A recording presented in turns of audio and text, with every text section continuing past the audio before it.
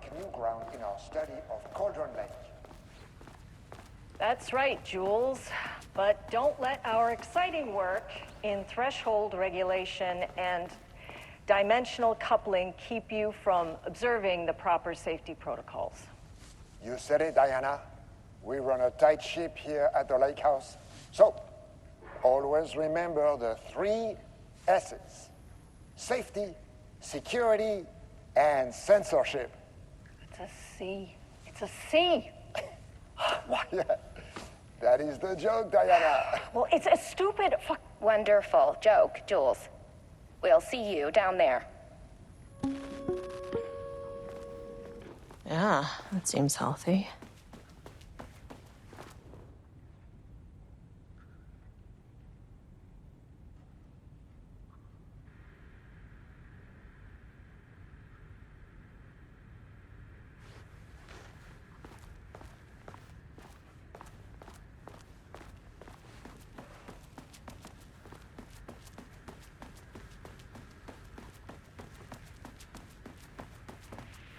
That's handy.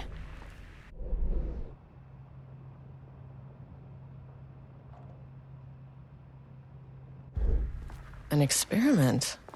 That bodes well.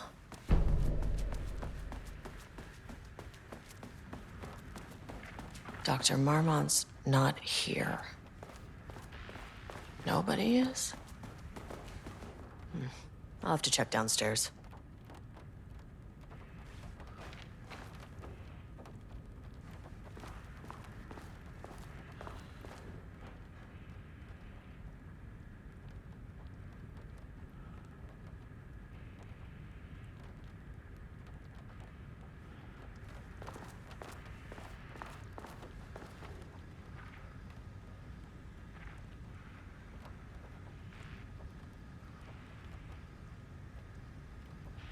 They must all be working on the lower levels.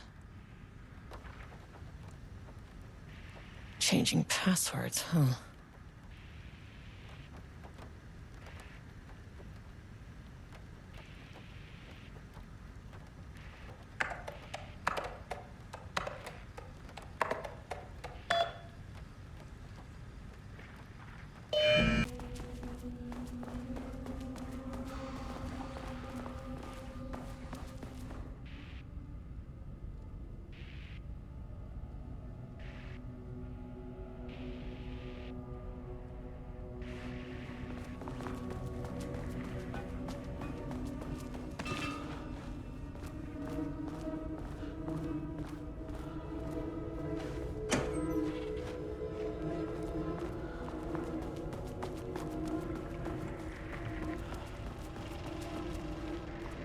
Dr. Darling.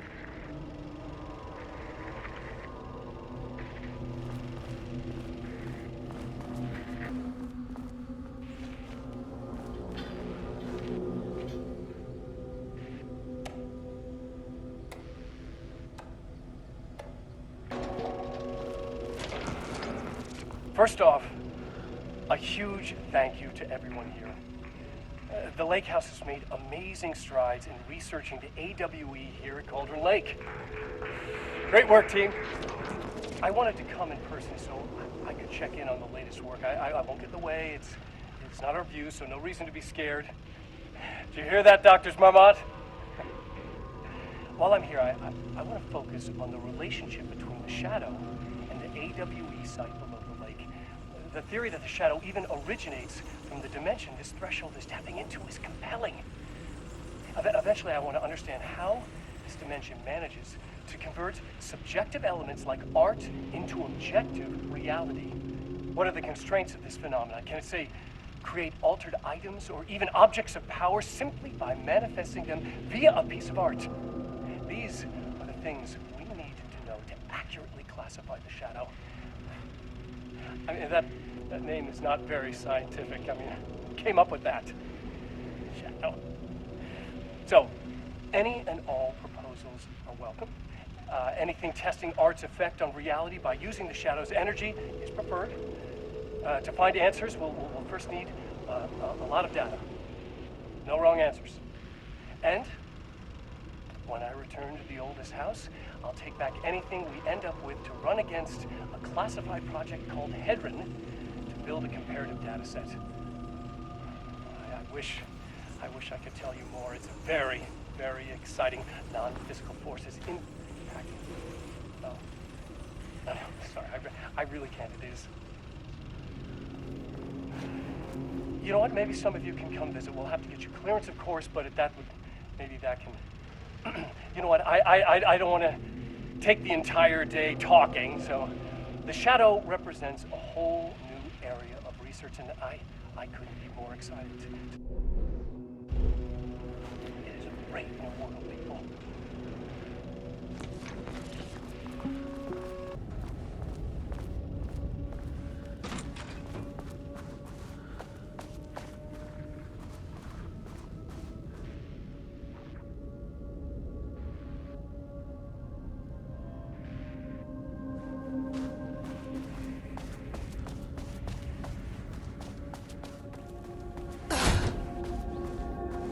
Diana and Jules Marmont had once been a team. Rising stars in the Bureau, both talented in their own way. Diana innovated and Jules got funding from the bureaucrats. Cooperation led to respect. Connection. Then after a decade of hard work, the happy couple were promoted. Co-heads of research. Their first years at the lake house were good. Challenging, but not insurmountable. Not for them.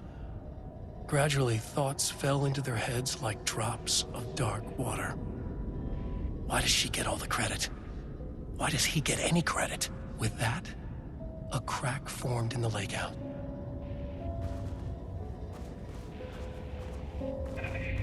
Rudolph Lane stood back from the canvas. He didn't recognize the piece. Did he paint this? His mind was foggy, unfocused. He knew the Marmonts were putting something in his food. A man in a white coat came to steer Lane back to his cell. He did not resist. He was too tired. He lay on the bed, but the stench in his cell wouldn't let him sleep. An acid stink. The turpentine. The paint. It was all over him. Years of it. 1,000 paintings. 1,000 more to come. A putrid weight he could never wash away. Cold hate simmered below the mist clogging his thoughts. Hatred for the paint. Hatred for the brushes. For the Marmonts. For himself. Diana and Jules Marmont had once been a team. Rising star.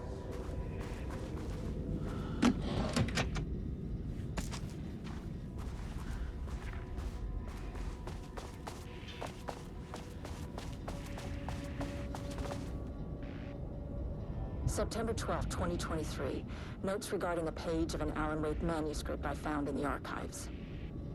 I checked the records, and this page is not in our inventory. I believe it manifested inside the lake house directly. I won't be filing this page. It'll just send Jules into a panic. The page is written in Wake's usual style, so I can't say for certain if it's being literal or figurative when it calls us monsters. But what's interesting is that the page indicates that a painting succeeded in linking Cauldron Lake's threshold with our facility. Writing has always been the clearly superior avenue of research, but I never considered that the writing itself would dictate a different art form as the catalyst for our success. I cannot accept that. I can't allow Jules to stumble his way into success. Not after the years of work I put into this research. I got word yesterday that 2 writers are visiting Bright Falls. I will beat Jules to the finish line.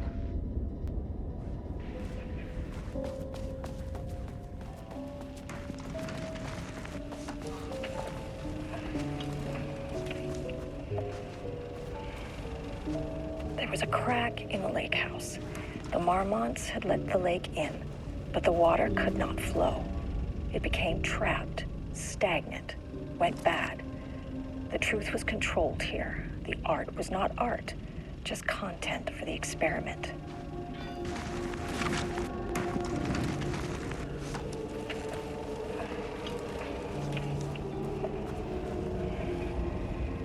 was a crack in the lake house. The Marmonts had let the lake in, but the water could not flow. It became trapped, stagnant, went bad. The truth was controlled here. The art was not art, just content for the experiment.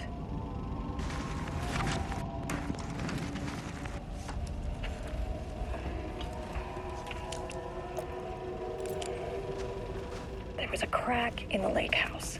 The Marmonts had let the lake in. The water could not flow. It became...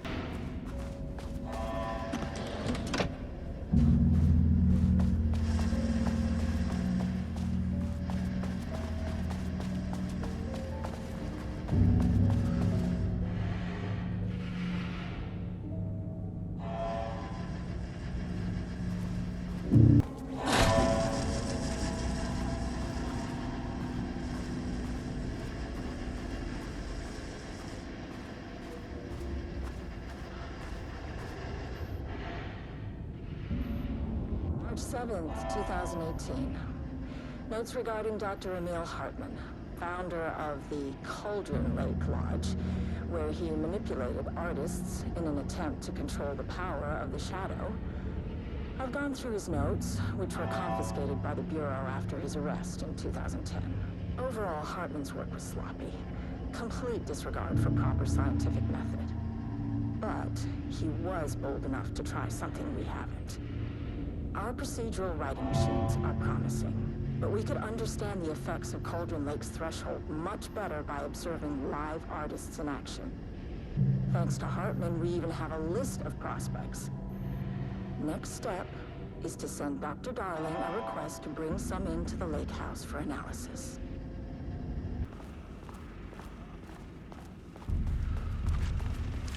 This contrived overlap rebounded on itself, compressing, compounding, reflecting, and refracting. An urban legend and a murder in constant imbalance. Cause and effect hopelessly tangled. Arranged wrong, the dream logic flawed, the feedback loop doubled and redoubled out of control. The pressure kept building, looking for release.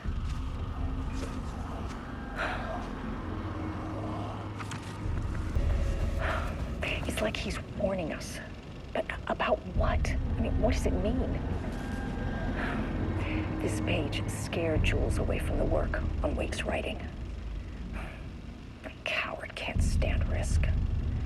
But science is risk. For me, this is proof that we are going in the right direction.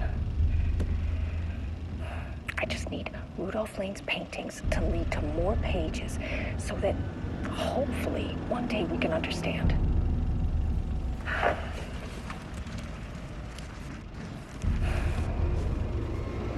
I keep coming back to this page.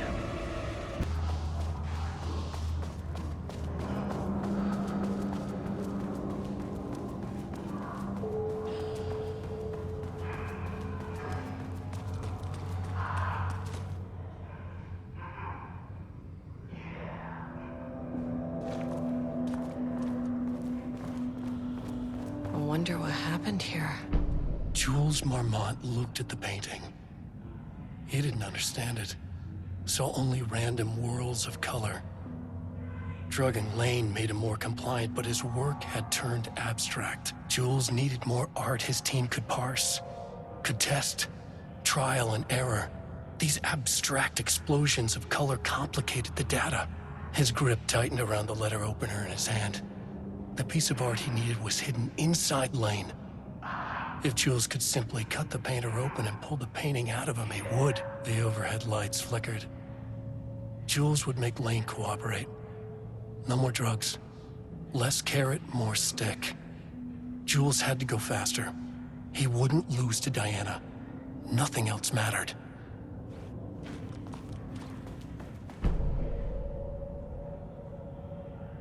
I can't paint anymore. I know you want me to paint, but I can't. I'm empty. Rudolph, no. You love to paint. And you are such a talent. This is just the classic artist slump. No. No, I hate it. It's just taking from me now. When can I leave? You said you'd let me leave. Ah, Rudolph, but you volunteered to come, remember? We are helping you, like Dr. Hartman did. Perhaps you need to see our doctor? I can arrange that. No. No, that's... I am feeling better. Much better. I will paint. Ah, this is wonderful to hear, Rudolph. I knew you would come back to your old self.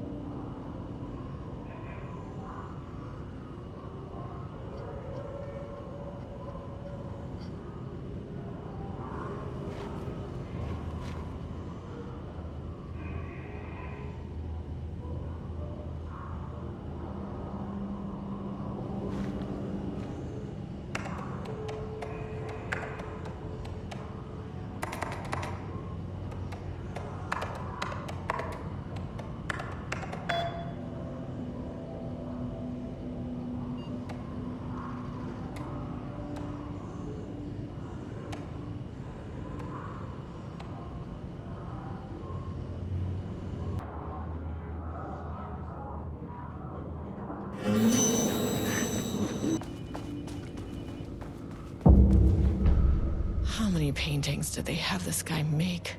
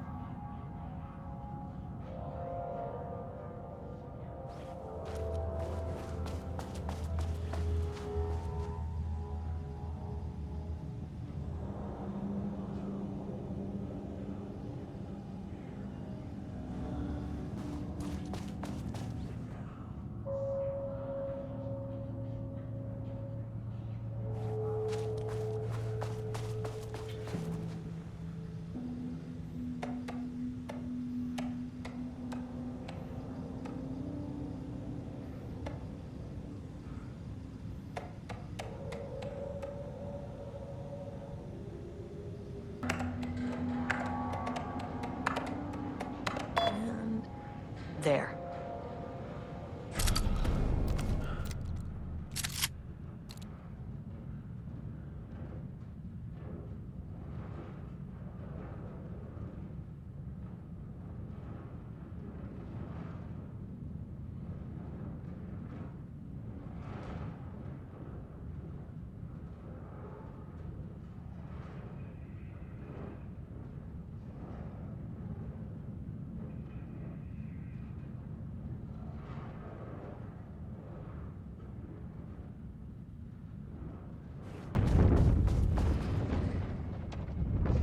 Had a thought today. A possible avenue for further research. When we think of art successfully affecting reality, we always think of Alan Wake and his writing. This could be due to recency bias or simply the amount of recorded evidence skewing our opinion. But also, I wonder if writing's very nature is an advantage. Text can describe events in such explicit detail. The story gives the shadow a, how you say, blueprint, a map of what to make real. But not all art is like this. Music, sculpture, dance, cuisine. In our case, a painting. when the source material is open to interpretation, how will the shadow choose to interpret it? I think Diana will find the question very interesting. Most likely, she already has an answer. That's why I love her.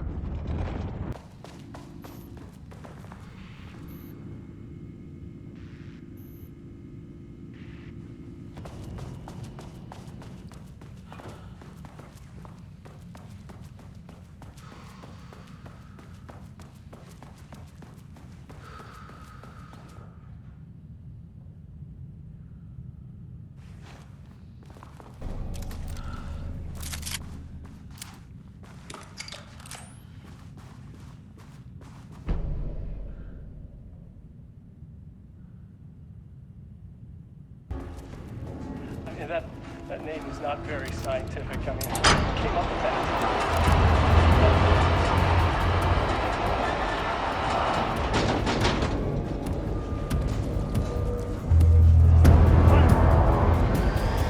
I run the lake house. This is my facility. Mine! You cannot just walk in here for 1 week, make some speeches, and then fly back to New York. Espèce de crétin, prétentieux. The jackass thinks he's a fucking rock star. And he made fun of the name. Oh, the shadow. The shadow is good. It's evocative.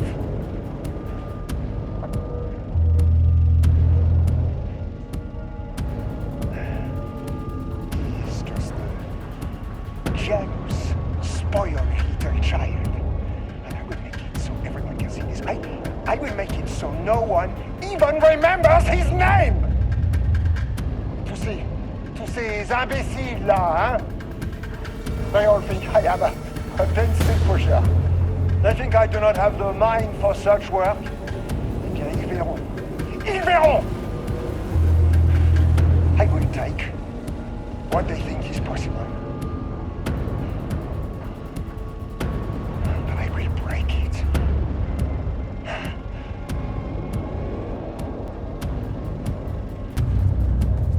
There was a crack in the lake house. The Marmonts had let the lake in, but the water could not flow. It became trapped, stagnant, went bad. The truth was controlled here. The art was not art, just content for the experiment. The contrived overlap rebounded on itself, compressing, compounding, reflecting and refracting. An urban legend and a murder in constant imbalance, cause and effect hopelessly entangled. Arranged wrong, the dream logic flawed. The feedback loop doubled and redoubled, out of control. The pressure kept building, looking for a release.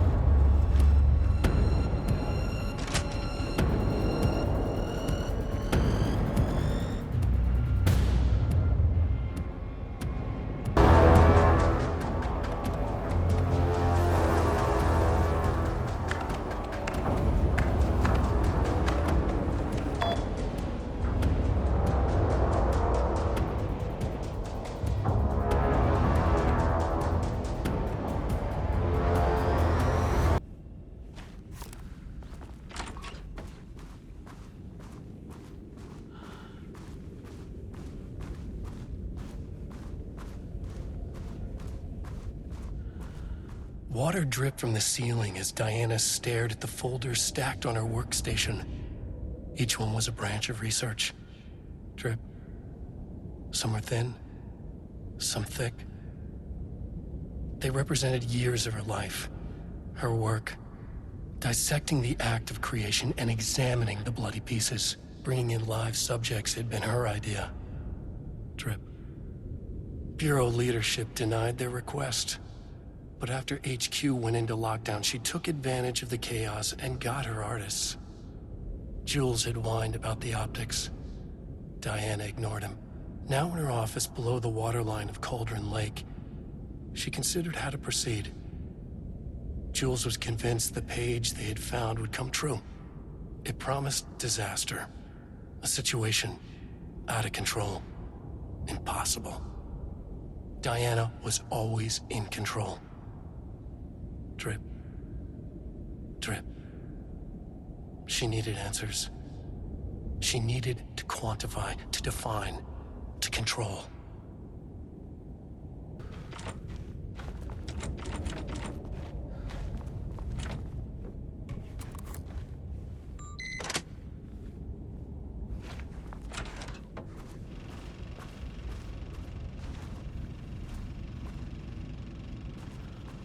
Jules' team has found new pages written by Wake.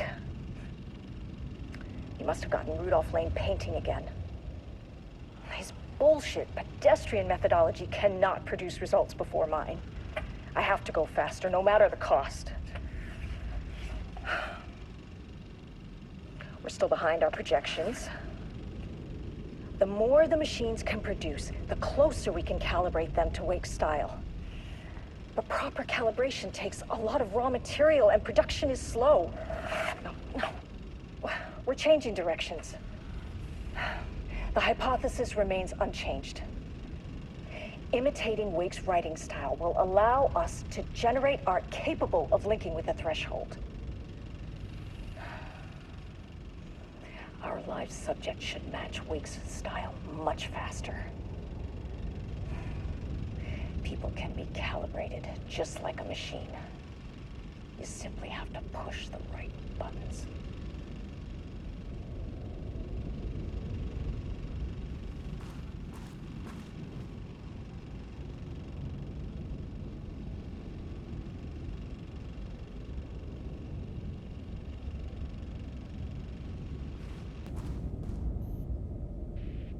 March 7th, 2018.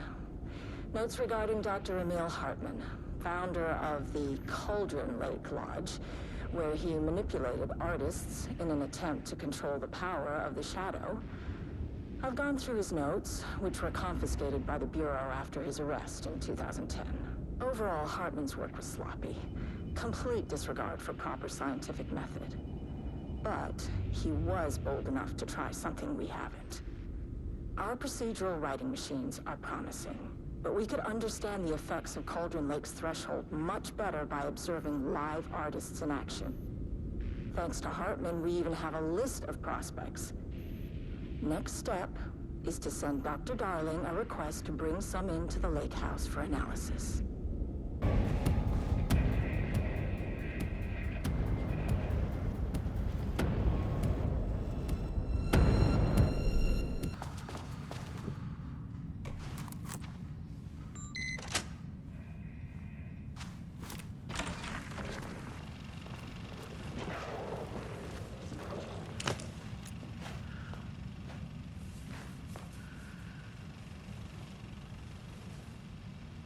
Lane was found dead in his cell this morning. It's an unfortunate setback.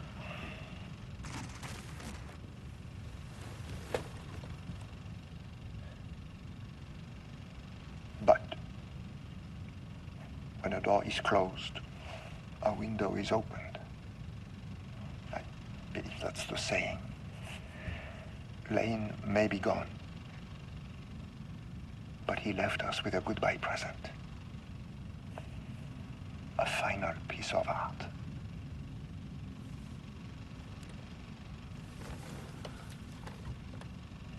This piece is different. It's raw emotion, pure truth. He put everything he had into this one. Literally.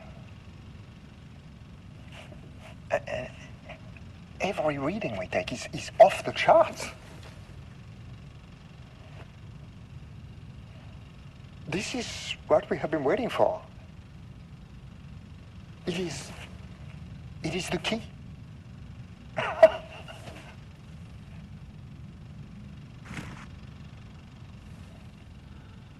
I will achieve what no one has before me. Not darling, that arrogant shit. Not my selfish harpy or the wife. So, we have a painter and a painting that can talk. Clearly connected. But Lane was dead before any of this even happened. I never needed any of them.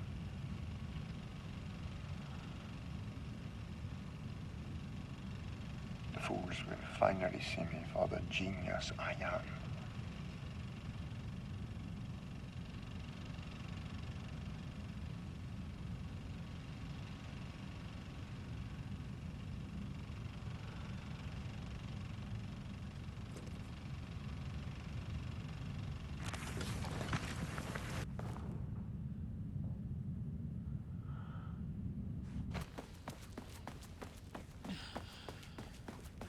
Rudolph Lane was dying.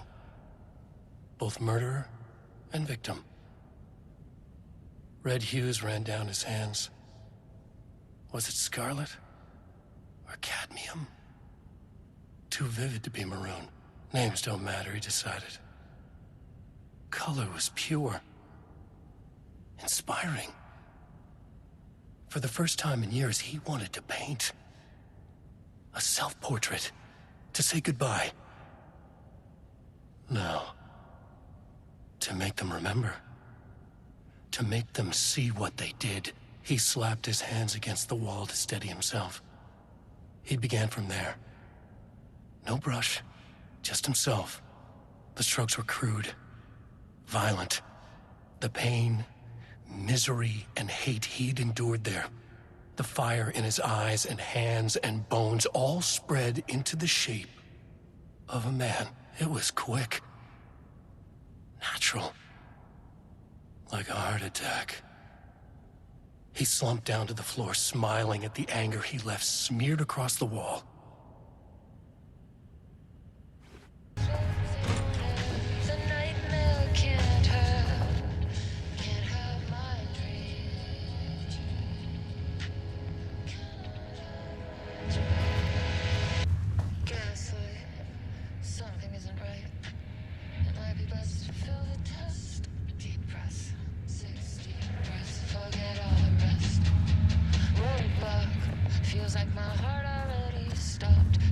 The lake house was underwater. The Marmont's ambitions had finally been realized. Jules had dangled the painting like a lure and hooked an ocean. Their machines couldn't hold it. A fault in the system. The water rushed in, filled it until it was ready to burst. All their successes and failures had led them here. The work had made them into monsters. But the lake house was still theirs. It always would be. They could feel an outsider trespassing in their labs. I know you're here, they called out to the dark. They hunted floor by floor. They wouldn't let the intruders stop their progress. This was their home, their beloved tomb beneath the waves.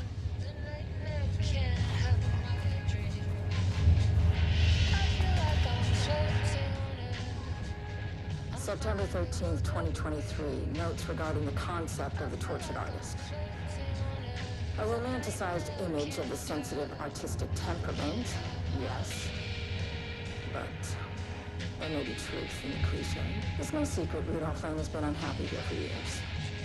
But the aggregate data shows his art's viability score trending upward over time.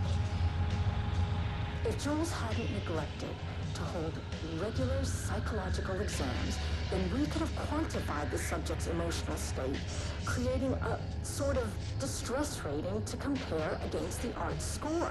I'll make this a sub-goal of my study of Edward Booker. Once we set the variables and establish a control reading of his art and mental state, then we can begin inducing negative emotion.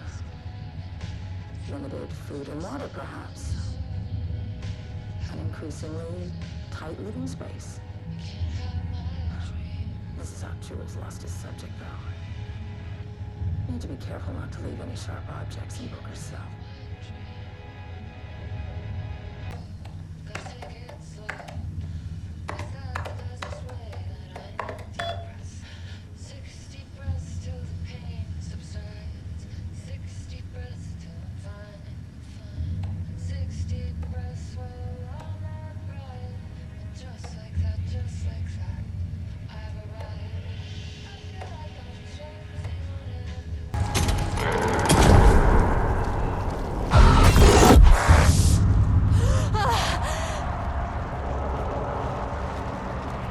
big experiment tomorrow.